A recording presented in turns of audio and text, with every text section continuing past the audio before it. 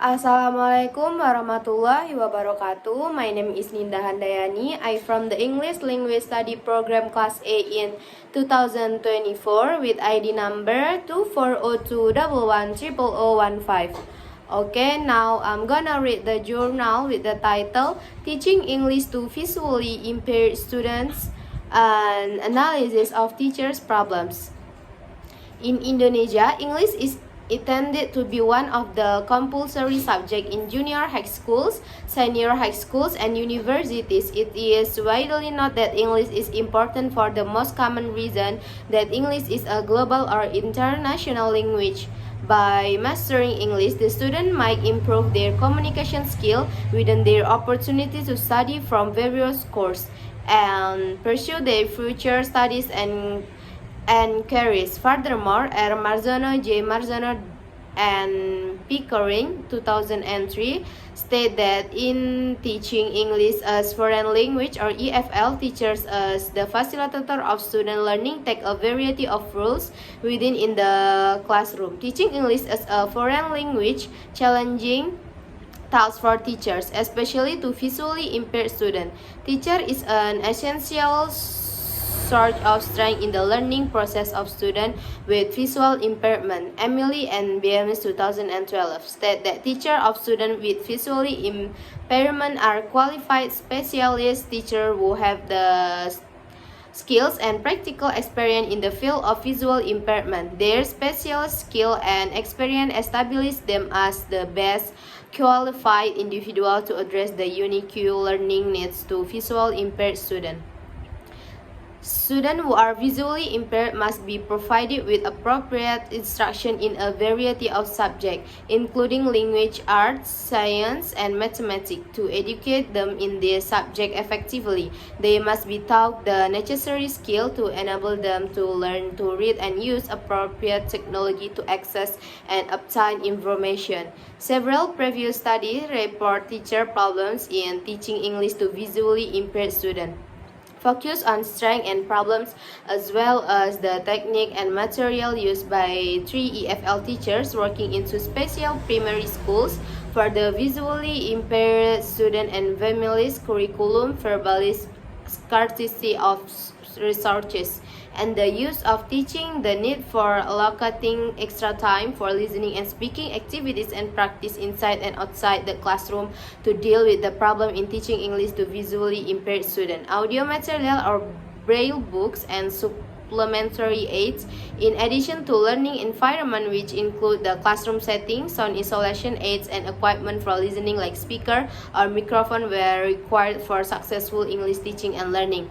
Referring to the studies above, it can be inferred that being visually impaired does not necessarily mean being unsuccessful language learner, although human vision serves as a major stimulus for learning with the assistance of teacher and technology.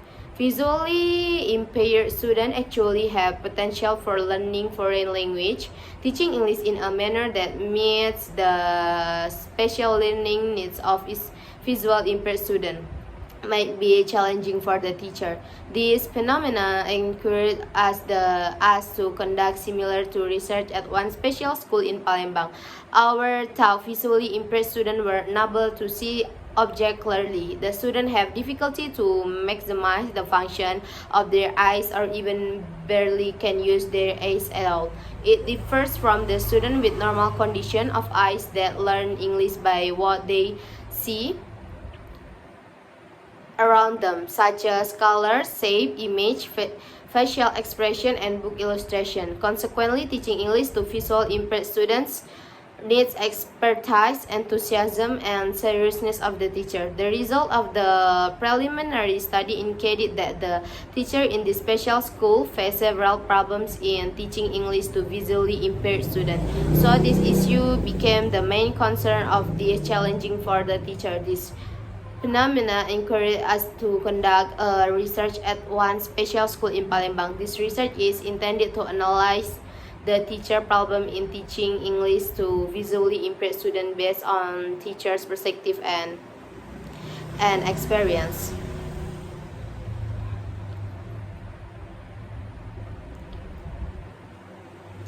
We found that there were several problems faced by teachers in teaching English to visually impaired students at one special school in Palembang.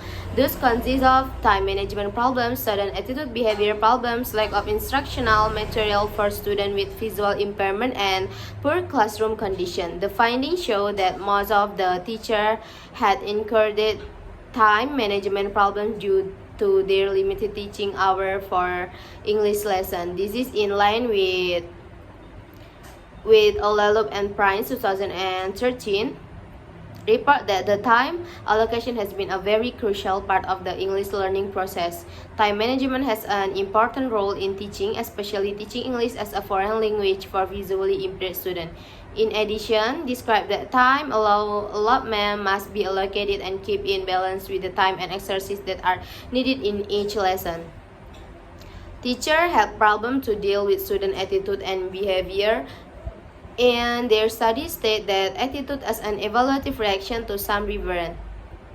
Example behavior are object on the basis of an individual belief and opinions about the reverend.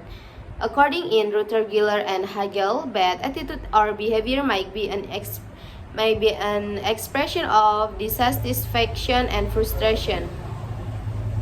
State that this disruptive behavior in the classroom consumes teacher's time and energy and interferes with the learning processes of disruptive and non-disruptive students, which may lead to a class-wide reduction in academic achievement. Moreover, classroom behavioral problems may represent early expression of disruptiveness that might later develop into delinquent behavior. Lack of instructional material also pose problem for the teacher in teaching.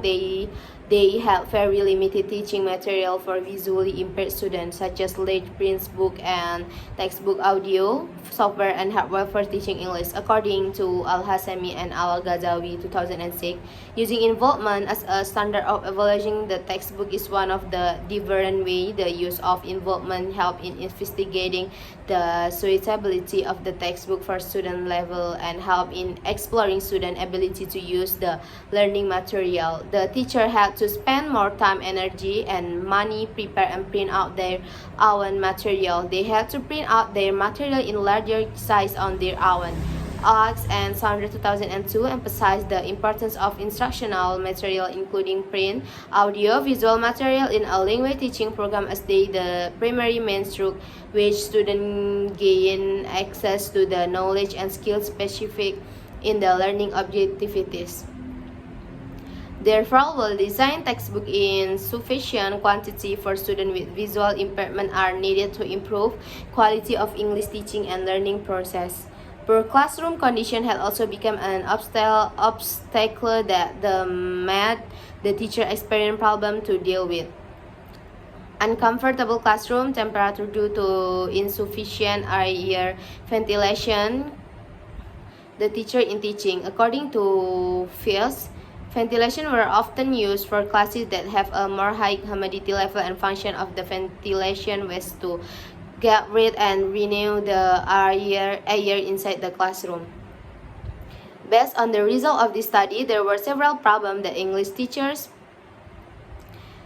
had encountered in teaching English to visually impaired students. The main problems were associated with time management, students' attitude and behavior, lack of instructional material and equipment, and poor classroom condition. This problem needs to be overcome or at least minimized to give optimal learning space and opportunity for the student with visual impairment to learn English. This study might cover basic information of problem experienced by the teacher in teaching English to students with visual impairment. Further study might be directed to investigate other problems and also the strategies to facilitate visually impaired students in learning English. Okay. Thank you very much for your listening. And the last from me, wassalamualaikum warahmatullahi wabarakatuh.